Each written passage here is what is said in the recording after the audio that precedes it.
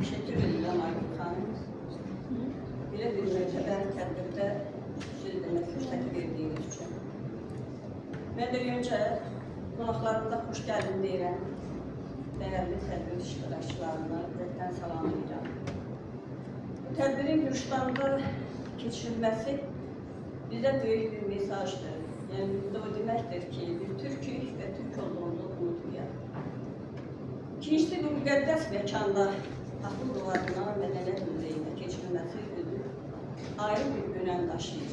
Aygül xanımın sözünün qüvvəti, böyük müfəkkir, dramaturg Müzəffər Axundov bütün həyatı boyu əlifba islahatını, əlifbada dəyişkənlik etmək, qrafikada dəyişkənlik etmək uğrunda mübarizə aparır.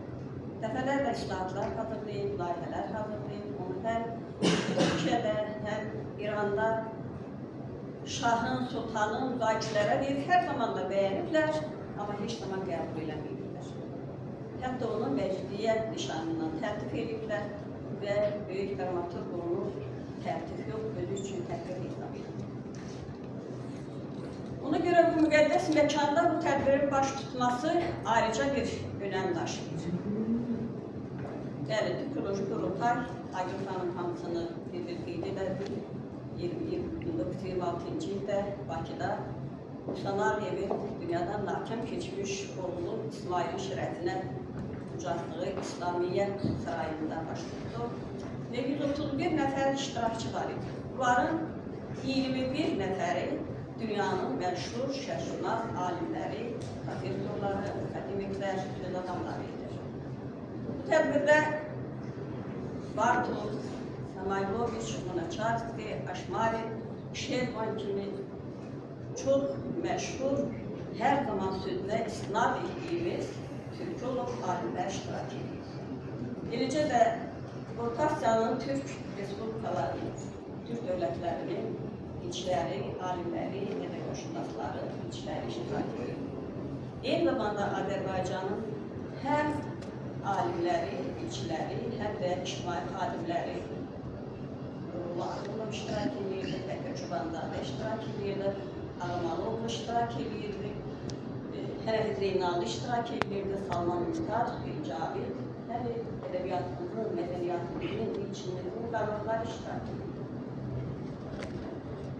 Türkiyədə, qardaş Türkiyədə hər zaman onun araşdırmalarına, sözünə istinad edildiyimiz, inandığımız hər yerdə bundan bir nümunələr çəkdiyimiz Faruk Özümüzadə iştirak edir.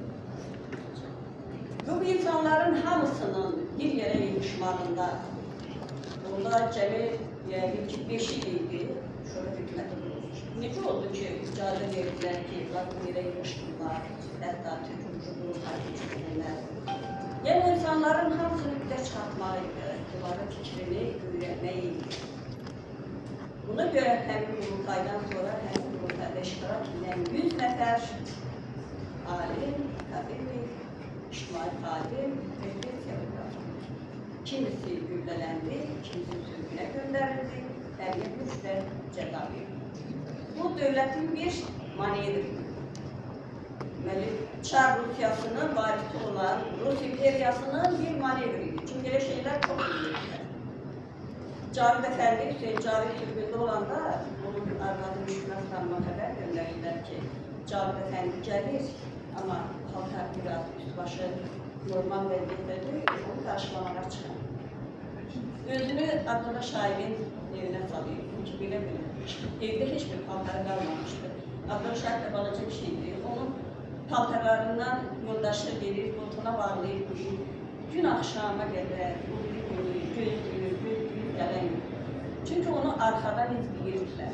Arxadan izləyirdilər ki, görsünlər, onun yanında kim gələcək? Başqa qarşılamaq kim çıxacaq? Başqa kimi yenə tuta bilərlər? Yenə repressiyanın başqa bir qurbanı kim ola bilər? Yəni, bu bir manevrlər idi, onu dövlət elədi və bütün Türkoloji Qurultay keçirildi. Və bizim mədəniyyətimizdə, tariximizdə, ədəbiyyatımız üçün, mədəniyyətimiz üçün, tariximiz üçün çox böyük, önəmli olan, önəm daşıyan insanları bir yerdə məhv edərlər. Yəni, bu çox önəmli bir qurultaydır. Orada çox önəmli çıxışlar olur. Fotoqrafiyamız barədə, Bartol'un Türk qaplarının tarixi və onların Türk tarixini öyrənməsi nəticələri adlı məqaləsi, eləcə də Hənefi Zeynalının milli terminologiyası, Türk xalqların terminologiyası barədə və ki, Çobanzadənin qonşu və qohum xalqların dilinin bir-birinə təsiri məsələsi barədə müxtəlif məqalələr, məruzələr, çox önəmli məruzələr oldu. Və Türk xalqlarının Türk dilinin 7 əsas problemi burada önəmli olur. Bunun biri əlifba məsələsi idi. Yəni əlifbanın dəyişdirməsi. Əlifba nə idi? Hansı xalqın əlifbası varsa da, yazısı varsa da, deməli bu ən qədim mədəniyyətə malik olan bir xalq. O zamanlar, yəni ki, bizim ədəbiyyatçılarımız Hun imperiyasının, onların zamanında bizləri Türkləri bir barbar, bir vəhşi kimi təqdim edirdilər, belə tanıyırlar. Amma bunların Hun əlifbası, həqiqət Hun yazıları, orada yeniçi çaylar gözəsindən tapılan bu yazılar, daş abidələr, Bilgə Qağa, Toniku, Sərkədə Mütkinin şərəfində olan Mütkin abidələri, bu yazılar, bu yazıları, yəni bunların belə əlifbaları var idi.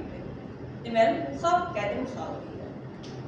İlk dəfə Tomsel oxuduğu bu yazıları və yadında düz qalırsa da Teygeri, tanrı sözünü oxudu.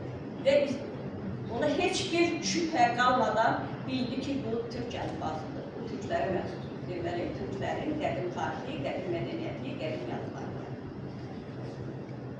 Əlifbamızı Latin qrafikasından əldə edilmək istədilər və bu üçün lazım idi. 2 əsr, 200 il ərəblərin, ərəb əlifbasının biz əsarətində qalmışıq. O dövrdə yaranan çox böyük bir ədəbiyyat. Ərəb dilində yaranmışdır. Bəziləri bunu deyir ki, Nizami ərəbcə yazır, farsça yazır, yəni farsça yazır. Nizami nə eləməliydi ki? Onda poeziya dili fars dili, qrafika ərəb qrafikası. Bunları oxumaq da lazım. Sonra bir dəfə mən özüm qulağımla eşitdim, xəbər verdilər ki, Nizaminin ana dilində divanı tapılıb, Misirdə, Qahirə kitabxanasında bunu Zebniyat adından Zebniyat tapılıb. Sonra heç bir açıqlama vermədilər. Çünki həqiqətən də Nizaminin bu divanı olub. Qaşlarım açıqdır, sanki bir kaman dururdu qarşımda yazdığım divan. Bayraq qaldırmışdım, söz zirvəsinə dastanını yazırdım yenə. Yəni bu olmuşdur, bu var idi. Eləcə də o vaxtı Musa Şəhabət ümumiyyətcə ərəb dilində yazıydı. Ərəb dilində yazan çox görkəmli sənətkarlarımız var idi, onların yazıları var idi. Düzdür, Latin qrafikasına əvəz olundu, amma biz keçmişimizdən uzaqlaşdıq. Yəni keçmişimizlə bugünümüzün arasında bir uçurum yarandı. Bu Latin qrafikasından yenidən o kitablar çıxana qədər, bu qrafika dəyişilənə qədər, nə qədər burada uçurum yarandı. Heç bir şey keçmədi. 10 ildən sonra, yəni 29-cu dəməcə yanvarın birindən artıq ərəb qrafikası Azərbaycanda qadağan olundu. Ərəb qrafikasından heç bir şey çap olunmadı. Latin qrafikası artıq 23-cüdən qanuna minmişdi, amma rəsmi şəkildə hələ həyata keçməmişdi və bu qurultayın nəticəsində, Türk qurultayın nəticəsində bu yenidən artıq rəsmi şəkildə rəsmiləşdi. Bundan sonra Latin qrafikasına 5 il sonra da qardaş Türkiyədə də Latin qrafikasına keçildi. Yəni bu qrafika bizi birləşdirdi. Orada 7 əsas məsələlərdən nə idi? Birinci əlifbamız idisə da, ikinci imla orfoqrafiya prinsipləri idi. Türk xalqlarının, Türk dillərinin orfoqrafiya məsələsi idi. Qədim əlifbamızda bizim indiki 9 sayeti 4 sayet və 4 işarə ilə 9 sayet səs ifadə olunur. Bu dil o dil ona görə gözəldir ki, onda sayı səsləri sayı çoxdur. Ona görə bu morfoloji türklərin dillərin bölgüsündə biz ifsaqi dillər, yəni agglütativ dillər üçün xas olan cəhət bu sayı səslərin çoxluğu və şəkilçilərin sözün sonuna əlavə olunması və şəkilçilərin düzülmə ardıcılığı. Başqa dilləri öyrənmək bəzən bizə çətin gəlir. Çünki onlar flektik dillər, kök dəyişmir bizdə. Orada kök dəyişir, kök fleksiya olur da, ona görə flektik dillər adlandırırlar. Orfoqrafiya prinsipləri, orfoqrafiya qaydaları dayanır. Məşhur akademik şey var, onun məqaləsində özdəkisini tanımışdı orfoqrafiya məsələləri. Bir ortaq əlifbanız olsun və hərəfi deyillərinin onun ortaq terminologiya, milli terminologiya məsələsi, türklərin terminlər. Biz ortaq terminologiya istəyirik, ortaq ədəb dil istəyirik, ortaq əlifba istəyirik. Ortaq deməklər nə deməkdir? Türkün birliyi deməkdir, türkün bərabərliyi. Və Rus imperiyası bizə bağışlayardı, əlbəttə ki, bağışlamalı. Çünki əsas siyasət idi ki, biz bir yerə yığdılar. Mən orada bir erməni alim çıxış edir Açaryan. Açaryan deyir ki, bütün dil səviyyələri üzrə erməni dilinə həmişə türk dili təsir göstərir. Bir türk dilinin, türkçənin stimulun səviyyəsinin, onun səbəbindən erməni dili yaranıb və inkişaf edir. Yəni doğru şəkildə burada etiraf edir. Bu məruzə də çox böyük maraqla qarşılanır. Salman Mümtaz bizim folklorşünas alimdir, iştirak edirdi orada. Salman Mümtaz Nəsimi kitabının təqdimatını keçirdi. O da çox böyük bir rəmzi məna daşıyırdı. Nəsimi kim idi? Azərbaycan dilində yazan, Azərbaycan xalqının fəlsəfi düşüncəsini şiirin dilinlə çatdıran böyük bir sənətkar. Onu da xüsusi olaraq qeyd elədilər. O Nəsimidən başlayırdı, kim idi Nəsimi?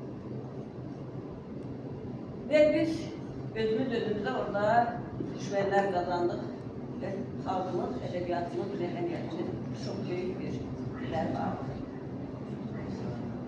Bir qərara gəlmişdi ki, ikinci Türk Qurultayı da Səmərqənddə keçirilsin, ancaq buna repressiya imkan vermədi. 76-cı ildə Türkmənistanda onun 50 ili, ora Azərbaycan Prezidentinin sərəncamıyla 2005-ci ildə 80 illiyi, 16-cı ildə 90 illik də onun illik sərəncamı. Çox gözəl olardı ki, bu həmin ənənə davam olunsun. Onun haqqında, yübleyin haqqında tədbirlər yox, yübleylərin özü keçirir.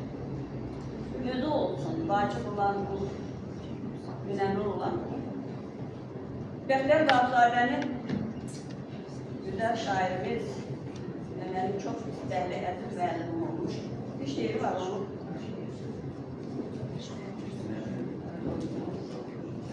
Əgər yormadımsa sizi, okumak istəyirəm onu.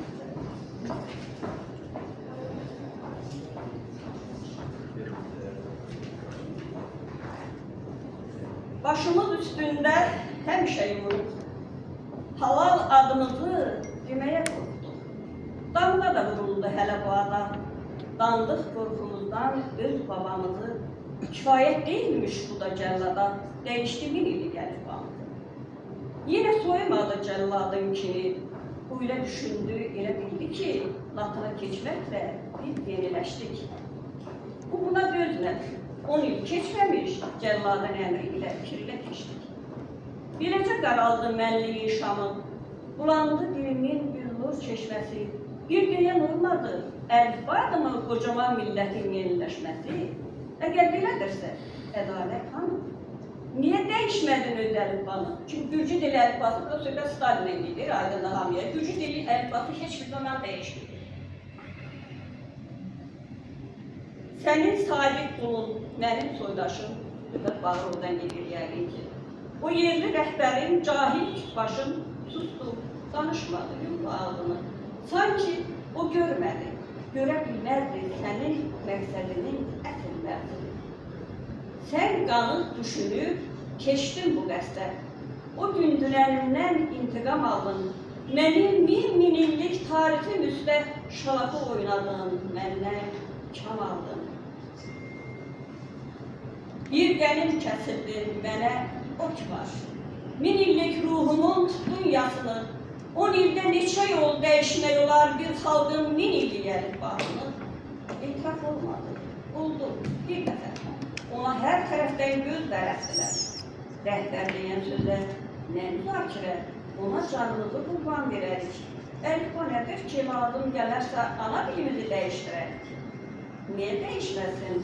Axı bu saxdın, ata dili varkən ana dilini. Beləsi türpəkdir başında xalqın, satdı vətənini, satdı elini. Bunu deyən oğul həmin o anda rəhbər atasından rütbətləndi. Bir həftə keçməmiş, o rütbələndi. Bəs etiraz edən onun talihi atdı hər şey. Bir müddət Bakıdan köçünü çəkdi. Yoxsa Cavid kimi sürüləcəkdi, ya da müşfiq kimi güllələnəcək. Əlifba dəyişdi, buna öyündük. Bilmədik, rişəsiz bulağa döndük. Qabağı görmədik göz yaşımızdan, nəsillər arası qırıldı varlar. Qovulub silindi yaddaşımızdan, qurulan çadırlar, yanan ocaqlar, qopan çiçəklər, Qorqud babalar. Biz ki ruhu əsir, qanı əsirdik. Qorqud qanı axdı damarımızdan, özümüz qorquda qənim kəsildik. Doğudan batıya at çapan babam, mənim oğuz babam, mənim xan babam, təzə kitablarda mənə yad oldu. Soy-soya qarışdı, köküm oldu. Ələnə bilmədik, qaldı hələkdə. Bir necə kökündən laxladı millər, yapıq daxmalarda, kətdə, kəsəkdə, yenə də milləti saxladı millər.